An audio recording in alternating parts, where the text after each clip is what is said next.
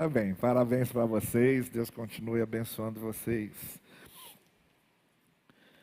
Olha, hoje nós precisamos fazer uma assembleia que eu preciso submeter à igreja algumas soluções, mas como eu sei que a maioria de vocês vem aqui para ouvir uma mensagem e não para participar de assembleia, eu vou fazer uma mensagem mais curta, uma reflexão mais curta, tentando preservar também o tempo para a nossa assembleia e tentando preservar também o horário da Escola Bíblica Dominical. Como a minha reflexão hoje vai ser mais curta, mais contida, eu espero, eu vou responder uma pergunta. Então, a reflexão de hoje é a resposta a uma pergunta que me fizeram e que eu achei interessante não só responder para a pessoa, ainda não respondi para a pessoa, eu disse que eu ia responder, estou respondendo hoje, a pessoa está aqui inclusive, mas porque eu acho que é uma pergunta que pode interessar a várias outras pessoas. A pergunta é a seguinte: por que é que Deus permite que aconteçam certas coisas? Crianças nasçam aleijadas, por exemplo.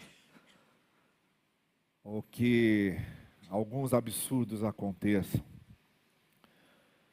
Uma pessoa fique terrivelmente doente, ainda jovem, e morra muito jovem, enquanto outros chegam aos mais distantes limites da vida, com muita saúde. Por que é que Deus permite tragédias, como por exemplo os tsunamis, os terremotos, pessoas inocentes que estão em determinado lugar e uma tragédia fora de qualquer controle aconteça ali, dizimando famílias e famílias? Então há certos acontecimentos na vida que nos confundem. E essa pergunta é muito natural. É a pergunta que, às vezes, nós, pastores, e que trabalhamos com gente mais perto das suas tragédias, dos seus dramas de vida, é a pergunta que mais ouvimos. Não é? As pessoas, às vezes, acreditam mesmo que pastor está lá com Deus ali, né? E tem todas as respostas. E perguntam, às vezes, para a gente coisas que encosto ali na cadeira às vezes e penso, meu Deus, o que eu vou dizer aqui? O que eu vou responder aqui?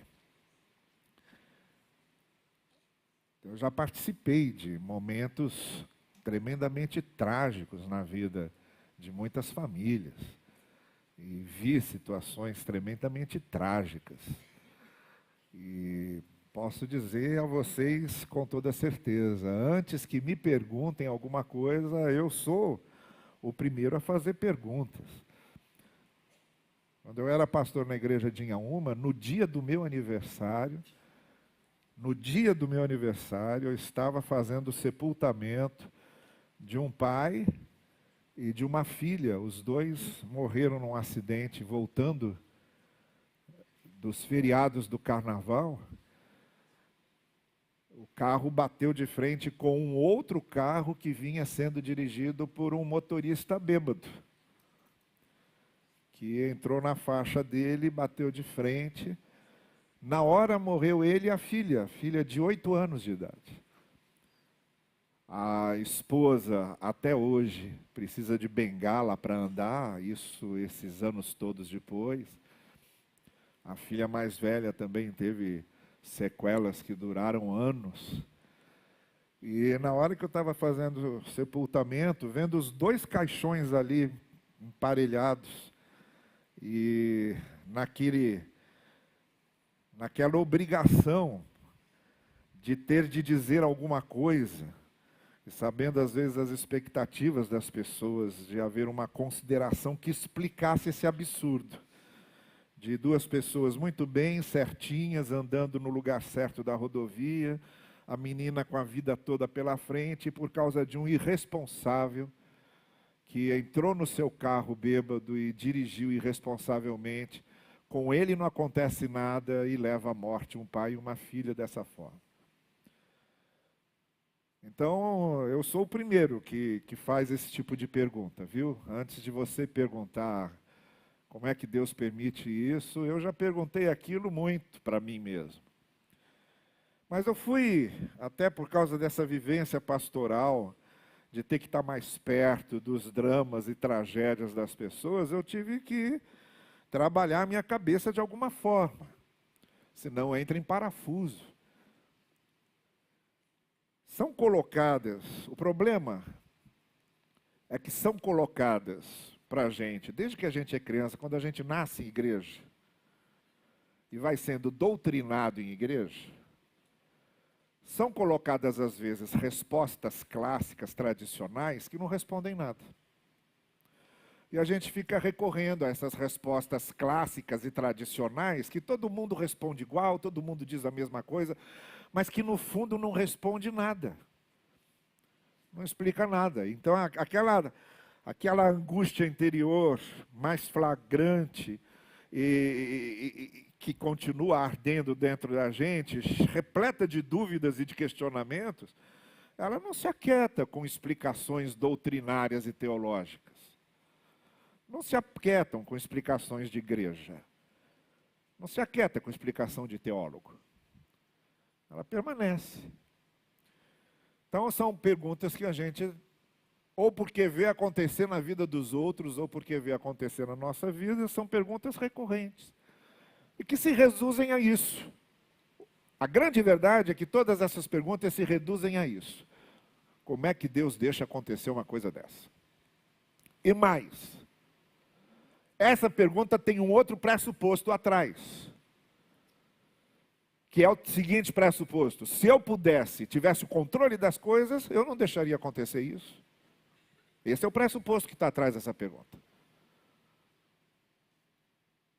Se eu tivesse o controle das coisas, esse acidente aqui não teria acontecido. Eu nunca permitiria que um bêbado irresponsável tirasse a vida de um pai com a sua filha de 8 anos.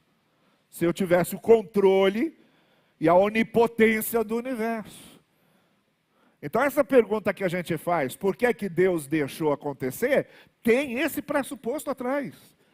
Porque no nosso juízo mais ínfimo, mínimo, básico, fundamental de justiça e de ordenação das coisas, nós que somos pecadores, errados, falhos, jamais permitiríamos acontecer uma coisa dessa.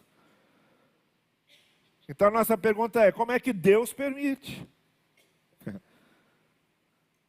E o pior, por causa dessas enxovalhadas todas que colocam na cabeça da gente, a gente ainda se sente culpado por fazer esse tipo de pergunta. Porque se você compartilha esse tipo de pergunta com um líder cristão, com um pastor aí mais fanático, mais idiotizado, mais insensível, ele ainda vai virar para você e vai dizer: você está fazendo essas perguntas porque você não crê suficientemente. Você está fazendo essas perguntas porque você não tem fé. E aí, meu querido e minha querida, além de carregar essas dúvidas e essas perguntas com você, você ainda carrega se sentindo culpado, se sentindo um incrédulo, se sentindo um traidor de Deus.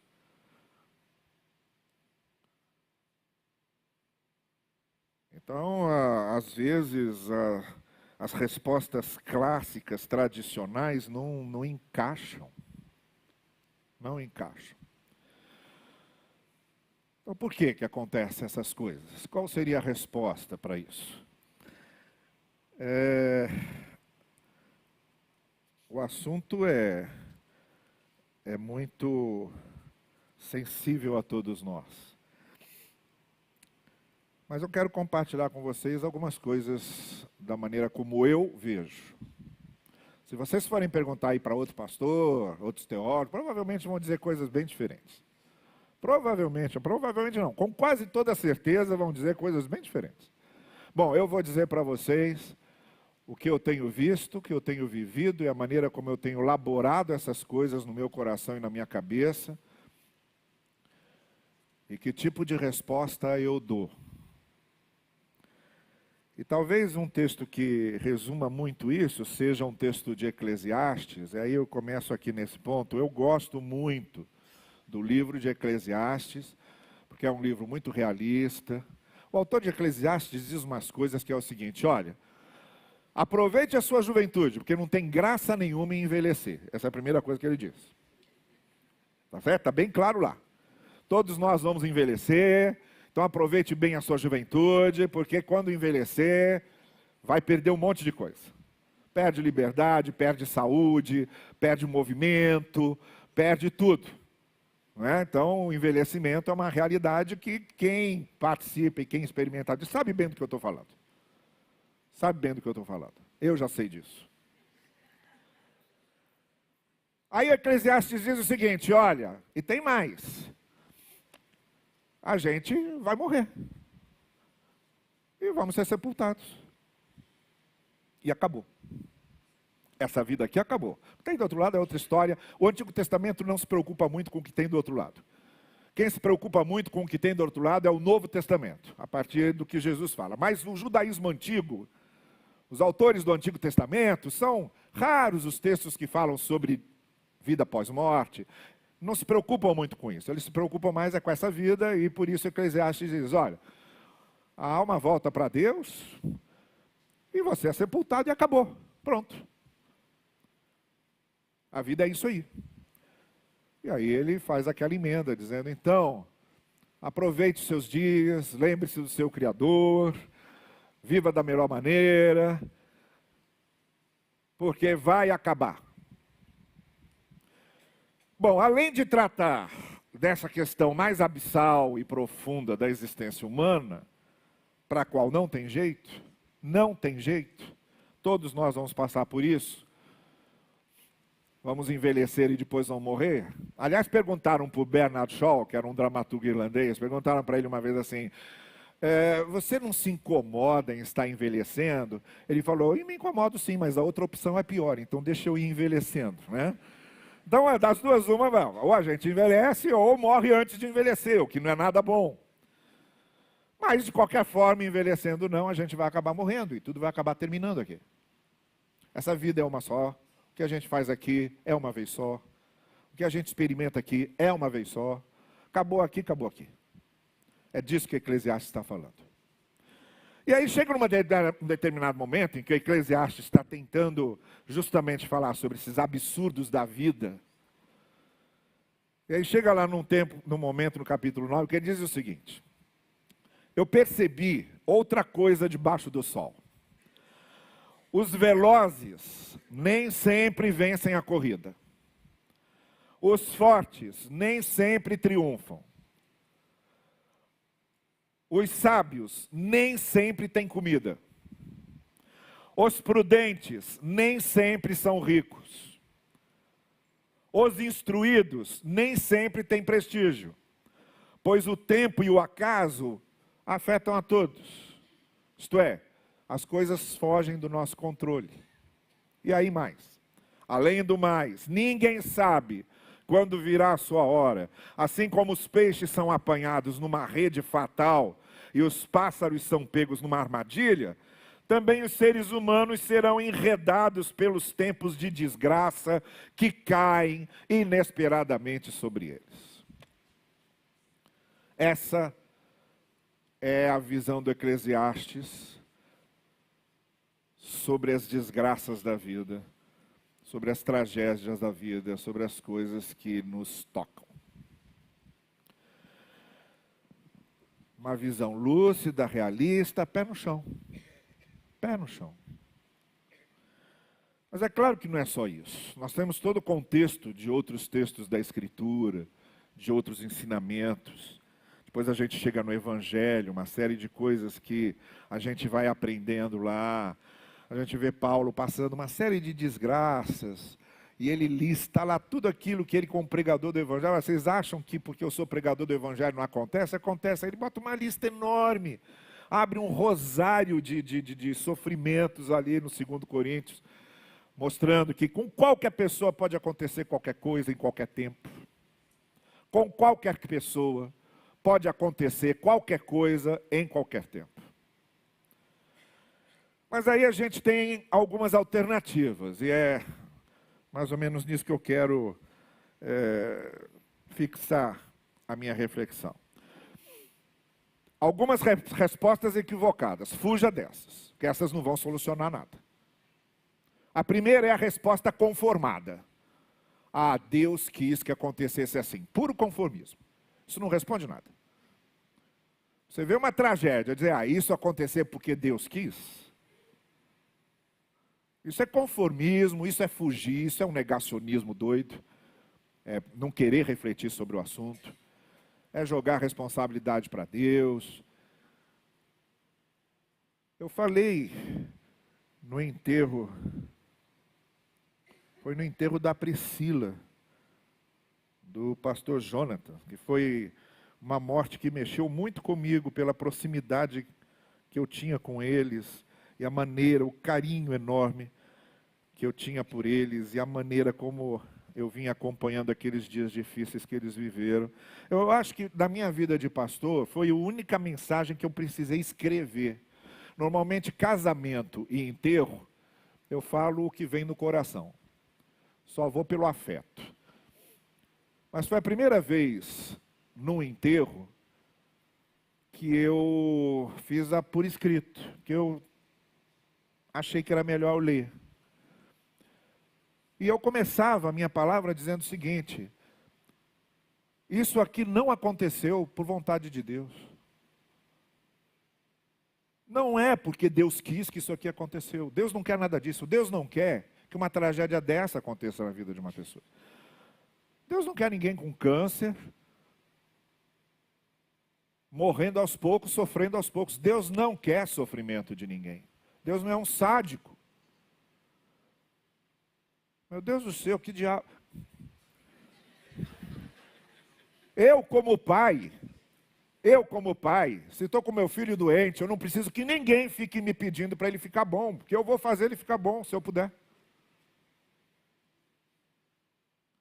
Como é que Deus pode ser um pai menor do que eu sinto como pai? Então, doença não é da vontade dele, ele não faz ninguém ficar doente, ele não provoca doença em ninguém. A morte não é da vontade dele, nós não fomos feitos para morrer. Deus não se alegra com a morte de ninguém. Morte não é da vontade de Deus. Morte, doença, tragédia acontecem porque, como diz Eclesiastes, essa vida e esse mundo tem uma desordem natural que faz parte dela. E que não é só no que se refere a nós como seres humanos, não. Todos os seres vivos, todos, plantas, animais, têm uma desordem natural. Estão todos submissos a essa desordem natural. Eu gosto muito de ver aquele seriado sobre zoológicos. Eu adoro zoológico. Tem um amigo da minha filha, que a mãe dele era veterinária de zoológico, e ele morou dentro do zoológico. E ele detesta zoológico. Eu falei, meu Deus dá nós a quem não tem dentes. Né? Eu gostaria imensamente de morar dentro do zoológico. Eu adoro zoológico. Eu adoro ver os animais, gosto. E eu vejo uma série que mostra os animais no zoológico que ficam doentes, como é que os veterinários tratam, e aprendo um monte de coisa, eu gosto demais daquilo. E ficam doentes, às vezes o animal tem câncer, e aí todo mundo sofre, os tratadores que veem aquele bichinho desde pequeno, que vê aquele bichinho nascer, tem afeto por aquele bichinho, e aí ele fica... olha, e a cada coisa que acontece com esses bichos de doença, de coisa, que a gente fica impressionado. Não é só na raça humana que acontece isso, é a natureza toda. O que Eclesiastes diz é que há uma desordem natural na vida, no mundo, no universo, uma desordem natural. E que porque nós vivemos nessa vida, nesse mundo e nosso universo, desse universo, nós somos atingidos diretamente por essa desordem natural. É o que Eclesiastes diz aqui, olha, não é o forte que ganha sempre, não é o mais inteligente que fica rico sempre, não é o mais veloz que ganha sempre. Tem alguma coisa aqui que não bate, não faz parte de uma lógica, porque a vida tem essa desordem natural. Então a primeira resposta, a resposta conformista, dizer, isso aconteceu porque Deus quis, é conformista, mas não responde nada. E eu não concordo que Deus queira. Eu me nego a acreditar que Deus queira que aconteçam certas coisas que a nós, seres humanos, pecadores e falhos, nos deixam atônitos. Então, essa primeira resposta não me serve. A segunda resposta é a resposta teológica. É dizer, quando Adão pecou, por causa do pecado de Adão, tudo ficou corrompido e nós pagamos por causa de um pecado de Adão. Que absurdo é esse? É outro absurdo. É outro absurdo. Quer dizer que hoje, o que acontece no mundo é porque Adão pecou? Uma vez eu estava ouvindo um camarada dizendo, a primeira coisa que eu vou fazer quando chegar no céu é procurar esse tal de Adão. E vem acertar com ele, que é por causa dele. Não, é por causa dele. O apóstolo Paulo diz o seguinte, Adão pecou e morreu. Diz isso lá em Romanos capítulo 5. Adão pecou e morreu. E nós também pecamos e morremos. Nós não somos responsáveis pelo pecado de Adão, nós somos responsáveis pelo nosso pecado. Ninguém paga pelo pecado de Adão. E ninguém é condenado porque Adão pecou. Ninguém precisa do sacrifício de Cristo porque Adão pecou. Precisa do sacrifício de Cristo porque nós pecamos. Eu preciso do sacrifício de Cristo porque eu sou pecador. Agora, eu sou um pecador condenado. Porque Adão pecou? Não, porque eu peco. Adão está lá como uma figura poética para mostrar que o que aconteceu com ele acontece inevitavelmente com nós todos. É a maneira da Torá, do pensamento judaico, expressar e explicar que Adão é o protótipo, é o modelo de tudo aquilo que acontece conosco. Nós somos Adões, ou Adãos. Assim como ele pecou e caiu, nós pecamos e caímos. Mas não pagamos o pato por causa dele. Ele é só o modelo ilustrativo, poético, do que acontece com cada ser humano. Essa resposta, a gente está pagando pelo pecado de Adão, é muito bonita, teológica, é uma teologia linda, mas não explica nada. Não tem nada a ver. É injusta, inclusive. E tem uma terceira resposta aí, já passei do meu tempo. Então vamos parar por aqui, a gente continua num outro dia. Tem uma terceira resposta, tá bem? Só para encerrar aqui. Tem uma terceira resposta, que é a seguinte. O mundo em que vivemos é um mundo caótico. É o mundo de Eclesiastes. É o mundo em que Abel foi morto por Caim. É o mundo em que os filhos dos deuses se casaram com as filhas dos homens e houve perversão. É o mundo que quiseram construir uma torre para chegar até Deus sozinhos e só fizeram bagunça. Todas essas histórias poéticas e ilustrativas estão ali para mostrar o que é o mundo e o que é a raça humana. Estão ali para que a gente olhe para eles e realmente somos isso aí. Então o mundo tem essa configuração caótica. O universo tem a configuração caótica. Vai dizer que um buraco negro, uma estrela, não é uma configuração caótica do universo. O universo tem uma configuração caótica e tudo que está no universo tem uma configuração caótica. A vida tem uma configuração caótica. Onde está Deus? Deus está nisso.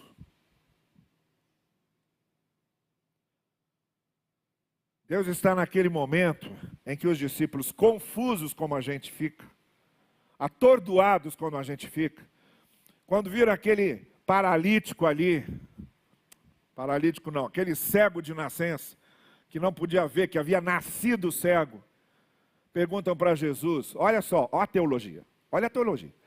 Quem foi que pecou? Ele ou seus pais para que nascesse cego? Olha a teologia. Olha que teologia absurda.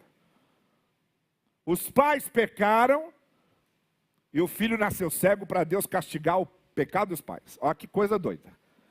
Ou então, ele mesmo, antes de nascer, enquanto estava no ventre da mãe, pecou e nasceu cego. Aí eu fico pensando, que tipo de pecado um feto pode cometer no ventre da mãe? Bom, o bom é que não fui só eu que achei isso ridículo. Jesus também achou. Jesus olhou para os discípulos, que coisa ridícula. Que pergunta ridícula é essa que vocês estão fazendo? Não tem nada a ver. Esqueçam isso.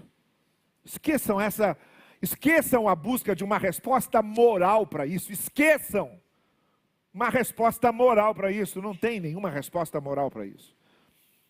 Ele nasceu cego. Mas a glória de Deus pode se manifestar até numa situação dessa. Essa foi a resposta de Jesus. Aceita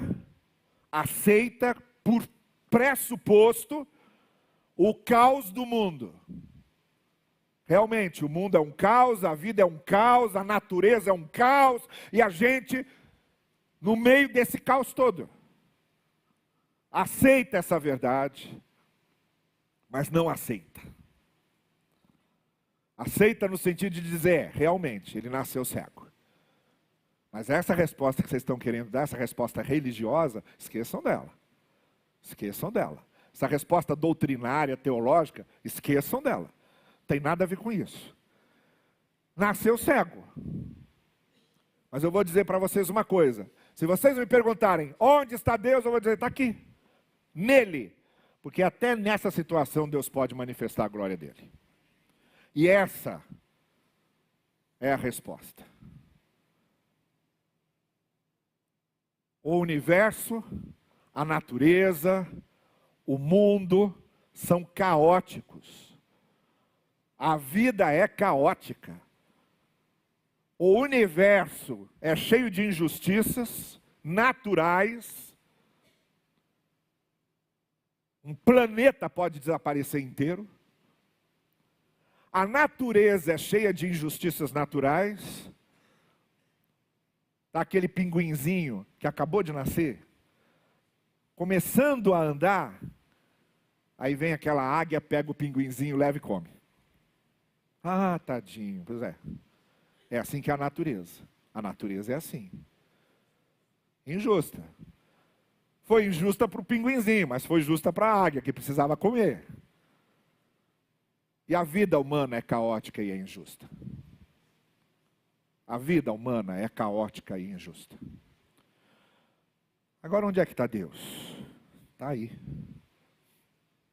Está bem aí.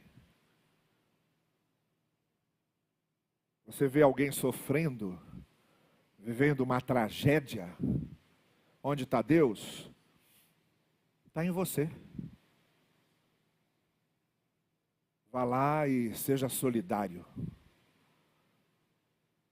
Em vez de ficar querendo respostas teológicas, vai lá e ajuda. Onde é que está Deus nesse terremoto que aconteceu aqui? Deus está aqui, ó, nesses bombeiros, nesses vizinhos, que estão cavando aqui procurando sobreviventes. Onde é que está Deus? No campo de exterminação judaico, Deus está aqui. Esse judeu que está aqui cantando, para confortar aqueles que estão morrendo. Está nesse aqui outro que olhou, o outro todo ferido foi lá. Onde é que está Deus no cenário da parábola do bom samaritano? Está no samaritano. Está lá, descendo do cavalo, pegando aquele que está ferido, levando para a pousada para cuidar dele. Deus está aí.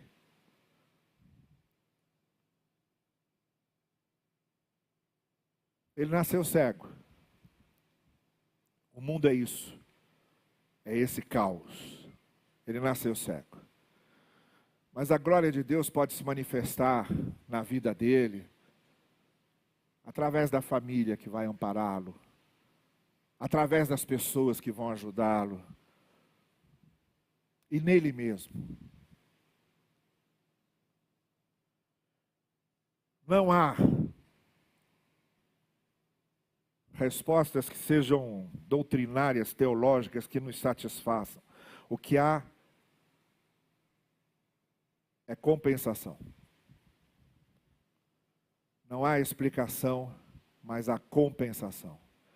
Deus está na compensação. Aquilo que nós podemos fazer por quem está sofrendo, assim como naquilo que outros podem fazer por nós quando nós estamos sofrendo. É nessa resposta humana que está Deus. É naquilo que é o antinatural. Se o natural nesse mundo é o sofrimento, é a tragédia, é a catástrofe, Deus está no antinatural. Está na caminhada da contramão.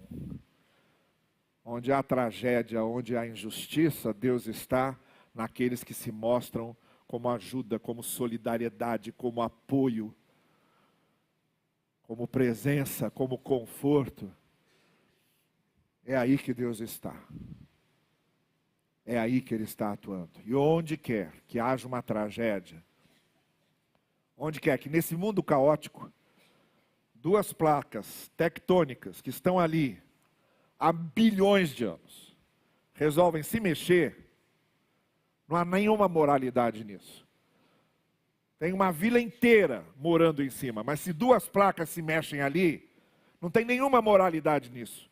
As duas placas tectônicas que estão há bilhões de anos ali, se mexeram. Só que quando elas se mexeram, provocaram um desastre em cima. Quem estava morando em cima, vai sofrer com essa mexida das placas tectônicas. Não tem moral nenhuma nisso. A natureza não tem moralidade, as coisas acontecem porque na natureza é assim. E aí vai um monte de gente perder suas casas, perder vida. Onde é que está Deus nisso? Deus está naquelas pessoas que estão lá socorrendo, que rompem a barreira do caos, que andam na contramão da naturalidade do caos. E vão manifestar a glória de Deus no socorro dessas pessoas. É aí que está Deus. Vivemos num mundo confuso, trágico, injusto e caótico. Assim é a vida.